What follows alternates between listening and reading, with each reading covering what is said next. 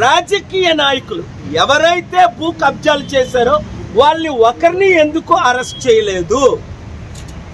2, పర్మిషన్లు 10 డిపార్ట్మెంట్లు ఇస్తాయి. ఇప్పుడు కరెంట్ బిల్ కావాలంటే కరెంట్ కావాలంటే కరెంటు, నీరు కావాలంటే వాటర్ డిపార్ట్మెంట్, సూయేజ్ కావాలంటే సూయేజ్ డిపార్ట్మెంట్, భూమి కట్టుకోవాలంటే ఆర్కిటెక్ట్. ఎంతమంది పర్మిషన్లు కలెక్టర్లు, తహసీల్దారులు మొదలు.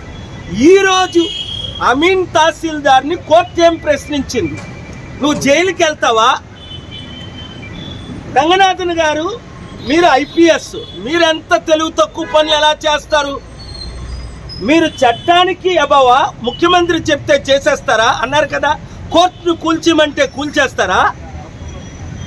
ఇది డెమోక్రసీ. రేవంత్ రెడ్డి ఎవరు?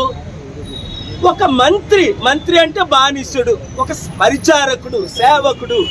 ఆయన ఒక నాయకుడు కాదు, ఒక డిక్టేటర్ కాదు. అందుకనే డిక్టేటర్స్ 155 మందిలో ఉన్న డిక్టేటర్స్ అందరికీ నేను డిక్టేట్ చేసింది ఏంటంటే, మీరు ప్రజాస్వామ్యంలోకి రండి అని కదాఫీని, సిరియన్ అస్సాద్ని, లిబియన్ వీళ్ళందరితో. ఇప్పుడు మన దేశం డిక్టేటర్షిప్ కంట్రీ అయిపోతుంది.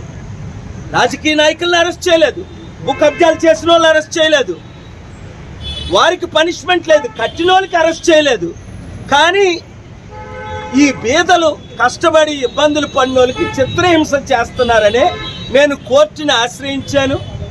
కోర్టు 1లో నా ప్రేయర్ అదే వినిపిస్తున్నాను.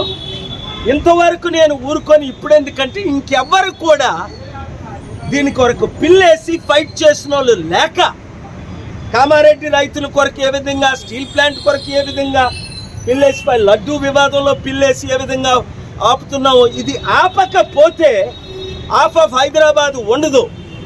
నిద్ర లేకుండా ఉన్నారు, పేద ప్రజలు ఇబ్బందుల్లో ఉన్నారు.